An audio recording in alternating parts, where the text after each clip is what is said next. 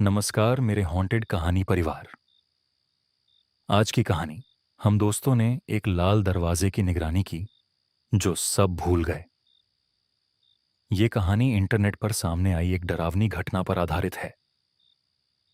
इसे सुनने के बाद आप खुद महसूस करेंगे कि कुछ कहानियां सवाल छोड़ जाती हैं।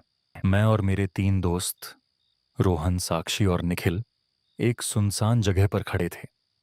सामने एक लाल दरवाजे का काला नॉब हमारे सामने था। दरवाजा इतना पुराना था कि उस पर अजीब सी खुरचनी थी। क्या तुमने वो सुनी थी जो मनीषा ने बताया था? साक्षी ने कहा। उसकी आवाज में डर साफ झलक रहा था। उसके पापा कभी इस दरवाजे से अंदर नहीं गए। मैं उसकी बात सुनकर और भी सचेत हो गया। रोहन ने अपनी जेब से एक टोल रसीद निकाली और कहा, देखो, हमारी टाइमिंग के हिसाब से हम यहां 7:45 PM पर आए थे, लेकिन रसीद पर टाइम 8:15 PM लिखा था। एक सिहरन मेरे शरीर में दौड़ गई। ये दरवाजा क्यों है यहां? निखिल ने पूछा। उसकी आंखों में एक अजीब सी चमक थी। तभी मैंने देखा कि दरवाजे के पास एक सीसीटीवी पोल है जो हमें देख रहा था। क्या कोई हमें देख रहा था? आसपास की चुप्पी भंग हुई जब अचानक दरवाजे से एक खौफनाक आवाज आई। क्या तुम अंदर आना चाहते हो? मैंने ठिठक कर अपने दोस्तों की तरफ देखा। क्या हमें यहां से भाग जाना चाहिए? चलो, हमें यहां से निकलना चाहिए, मैंने कहा। लेकिन कोई भी मेरी सुनने को तैयार नहीं था। साक्षी ने कहा, मैं यहां कुछ नहीं करना चाहती।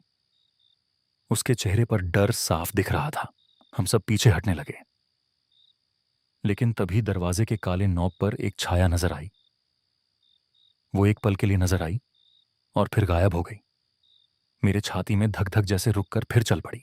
मैंने अपने फोन पर एक यूपीआई ट्रांजैक्शन देखा। वो एम्बुलेंस के लिए था जो मैंने उस सुबह भेजी थी। क्यों?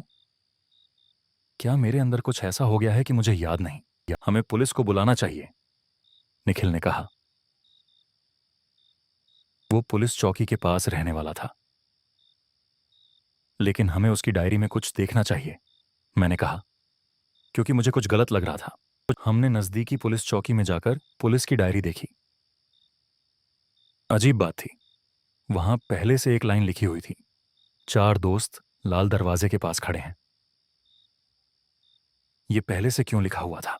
फिर मैंने देखा कि सीसीटीवी फुटेज में हमारे आने का टाइम नाइट हनबात PM देखा गया था। यह कैसे संभव था जबकि हम 8:15 PM पर यहां आए थे? क्या हमने समय को खो दिया था? मेरे दोस्तों के चेहरे पर भय बिखरा था। हमें यहां से जाना चाहिए, साक्षी ने कहा। लेकिन जैसे ही हम पीछे हटने लगे, दरवाजे ने अपने आप खुलना शुरू कर दिया।